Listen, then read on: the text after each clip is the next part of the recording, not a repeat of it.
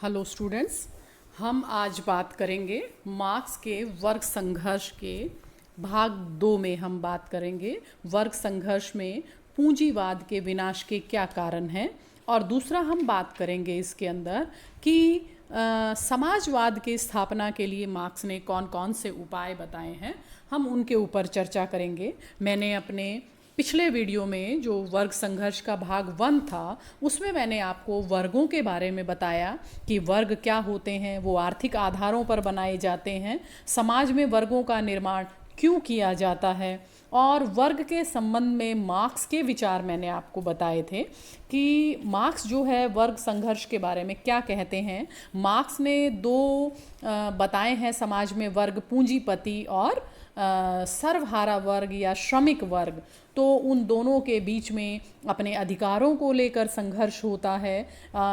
यूँ कह दीजिए कि पूंजीपति के पास पूंजी ज़्यादा होती है और श्रमिक के पास अपना श्रम होता है। दोनों को एक दूसरे की ज़रूरत होती है, किंतु फिर भी यूँ कह दीजिए कि पूंजीपति, क्योंकि उसके ऊपर उत्पादन का एकाधिकार होता है, उसको कीमत, वितरण, क्रय विक्रय सबकी निर्णायक शक्ति जो होती है वो पूंजीपति के पास होती है। इसलिए वो श्रमिक के अधिकारों का हनन करता है, और श्रमिक जो है फिर वो आंदोलित होता है, हड़ताल करता है, और इसके कारण फिर क्या होता है, संघर्ष की स्थिति हो जाती है। और संघर्ष की तीव्रता के कारण क्या है कि दोनों के जो पूंजीपति और श्रमिक है, दोनों के बीच में जब संघर्ष होता है तो मार्क्स कहते हैं कि इस संघर्ष का जो अंत है वो समाजवादी स्थापना के साथ ही होता है।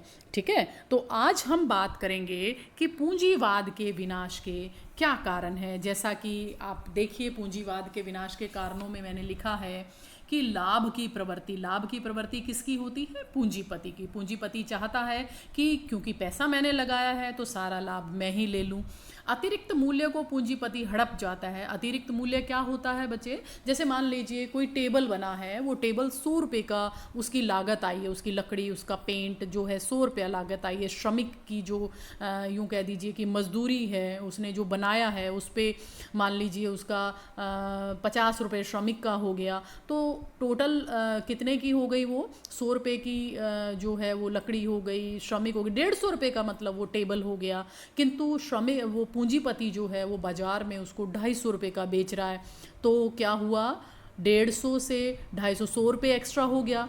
हिसाब से ये होना चाहिए कि इसमें 50 रुपये पूंजीपति रखे और 50 रुपये श्रमिक रखे, किंतु होता ऐसा नहीं है। पूंजीपति क्या करता है कि वो पूरा 100 रुपया जो है वो खुद ले लेता है, श्रमिक को नहीं मिलता है, जबकि श्रमिक ने उसमें मेहनत भी की है। पूंजी का केंद्रीकरण जो है वो पूंजीपति के हाथ में होता है। इसके कारण क्या है कि वो श्रमिक को बहुत कम पैसा देता है, इसलिए श्रमिक निर्धन होता रहता है और श्रमिक बेरोजगार भी हो जाता है, श्रमिकों का शोषण भी होता है।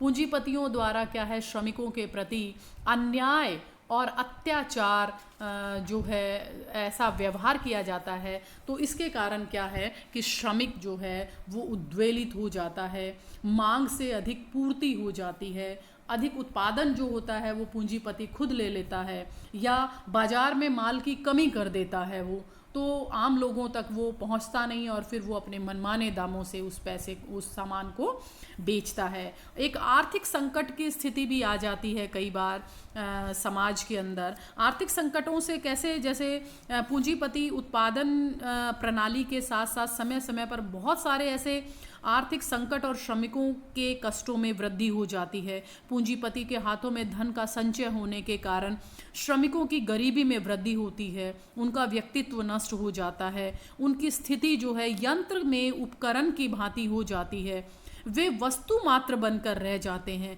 इस व्यवस्था से बेरोजगारी बढ़ती है, मजदूरी की दर कम हो जाती है, श्रमिकों का दमन और शोषण बढ़ता जाता है। तो ये बहुत बड़ा एक कारण है।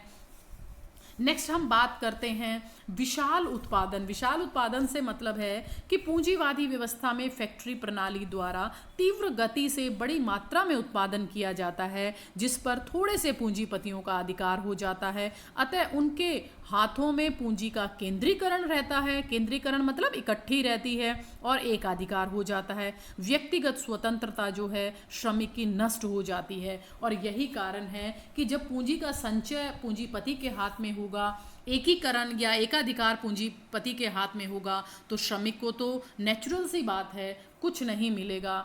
ऐसी स्थिति के साथ साथ एक और भी इसमें जैसे कई कारण बताए हैं कि व्यक्तिगत तत्व की जो है वो कमी हो जाती है। मतलब कहने का ये है कि पूंजीवादी व्यवस्था जो है वो श्रमिक का व्यक्तिगत चरित्र समाप्त कर देती है और एक प्रकार से मजदूर जो है वो एक यंत्र की भांति कार्य करने लग जाता है। श्रमिक अपना स्वाभिमान खोकर केवल एक दास बन जाता है, जो कि एक बहुत ही यूं कह दीजिए कि दुखद घटना है।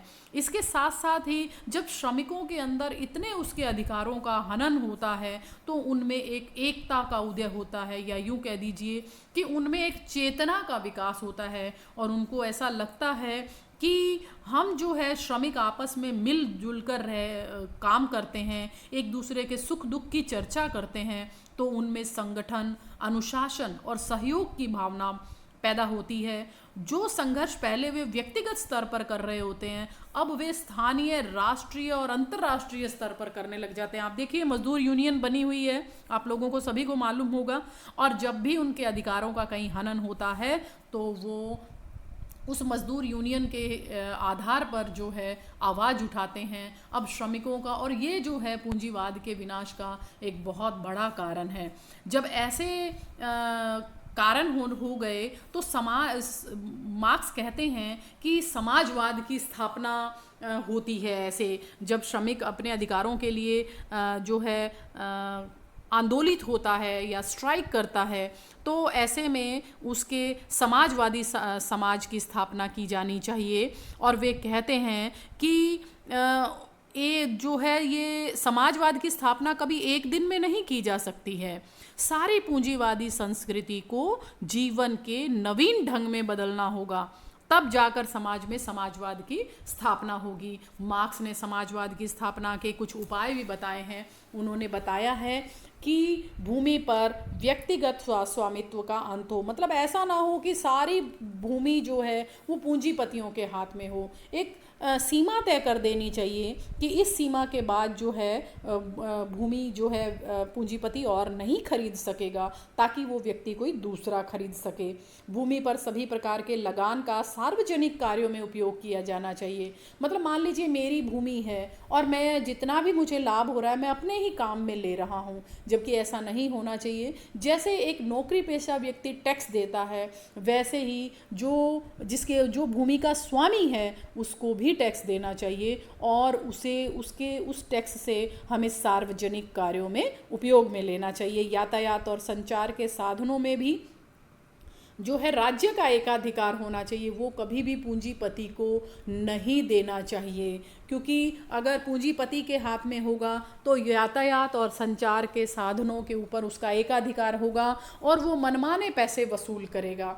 साख तथा बैंकों पर राज्य का एकाधिकार होना चाहिए और मतलब बैंकों को पूंजीपतियों को नहीं देना चाहिए। एक राष्ट्रीय बैंक की स्थापना होनी चाहिए जो कि किसी एक व्यक्ति का ना होकर, कुछ पूंजीपतियों का ना होकर राज्य पर उसका अधिकार होना चाहिए। साथ ही साथ हम बात करेंगे उत्तरोत्तर बढ़ता हुआ भारी आयकर जो है वो समाप्त होगा जब हम पूंजीपति के एकाधिकार को धीरे धीरे खत्म करेंगे। साथ ही उत्तराधिकार के अधिकारों का भी अंत होना चाहिए। उत्तराधिकार के अधिकार क्या होते हैं? जैसे मान लीजिए एक बड़ा बिजनेसमैन है, मान लीजिए वो रिटायर हो रहा है, उसके बाद उसका बेटा और फिर उसका बेटा और फिर उसका बेटा, तो वो क्या है, मतलब मान लीजिए उसका बेटा योग्य हो चाहे ना हो, किंतु फिर भी वो क्योंकि पूंजीपति का बेटा है तो वो वहीं रहेगा। ऐसा नहीं होना चाहिए। दूसरे जो उस फैक्ट्री में काम करने वाले हैं उनको योग्यता के अनुसार कार्य दिया जाना चाहिए।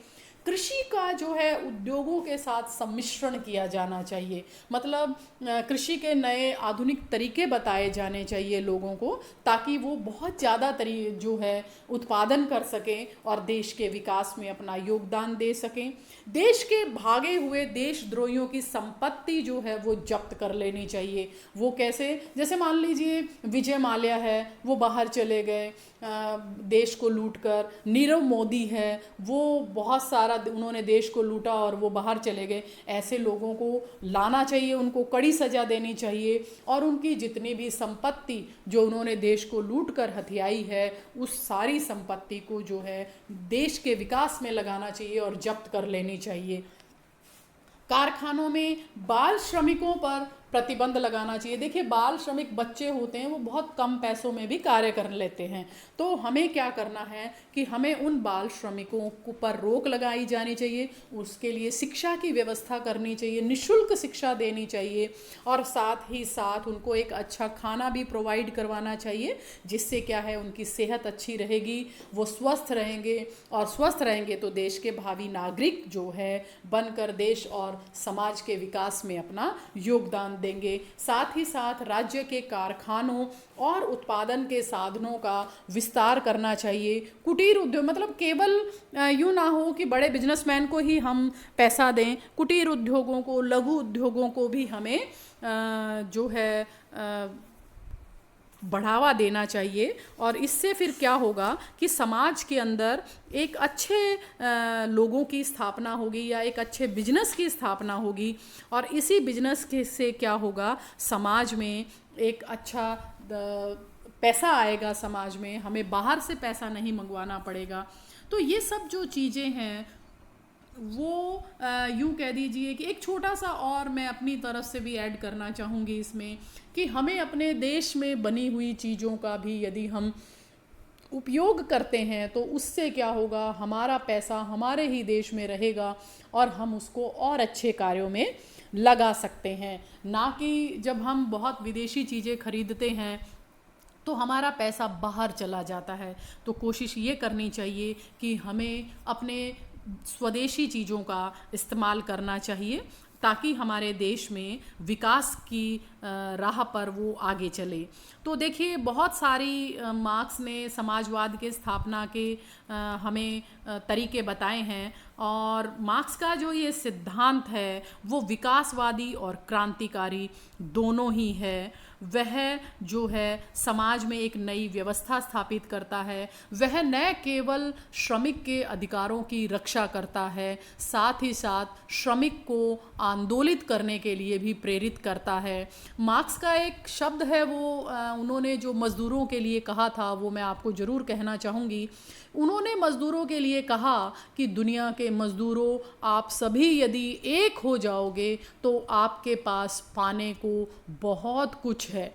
तो वो हमेशा मज़दूरों का आह्वान करते थे, श्रमिक वर्ग का पक्षधर रहे हैं मार्क्स। तो वो इस चीज़ों के लिए हमेशा जो है समाज में समाजवाद की स्थापना करना चाहते हैं। वो ये कहते हैं कि पैसा जो है केवल कुछ लोगों के हाथों में ना रहकर पूंजी का विकेंद्रीकरण होना चाहिए ताकि देश के सभी तबके के लोगों का विकास हो।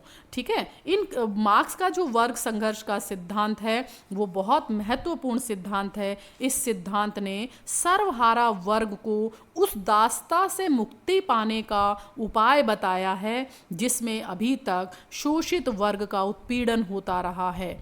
ठीक है, तो आशा करती हूँ आपको ये समझ में आया होगा मार्क्स का वर्ग संघर्ष का सिद्धांत। फिर भी यदि आपकी कोई क्वेरी है, आपके मन में कोई क्वेश्चन आ रहा है, कोई चीज़ आपको समझ में नहीं आ रही है, आप उसको मेरे कमेंट बॉक्स में लिखिएगा, मैं आपको उसका जवाब अवश्य दूंगी। अपने इन्हीं शब्दों के साथ मैं अपनी वाणी को विराम देती हूँ। Thank you.